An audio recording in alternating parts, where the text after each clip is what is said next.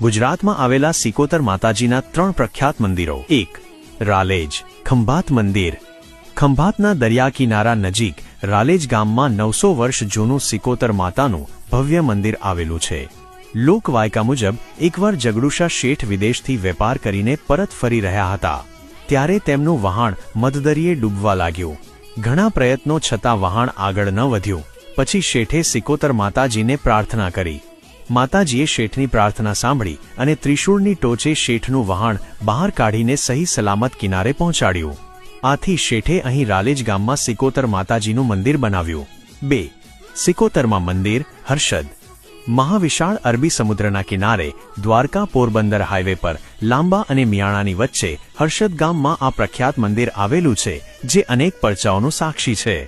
દરિયામાં ડૂબતા વહાણને બચાવવા માટે માતા ભગવતી સિકોતર અહીં બિરાજે છે, જેથી તેમને વહાણવટી સિકોતર પણ કહેવામાં આવે છે.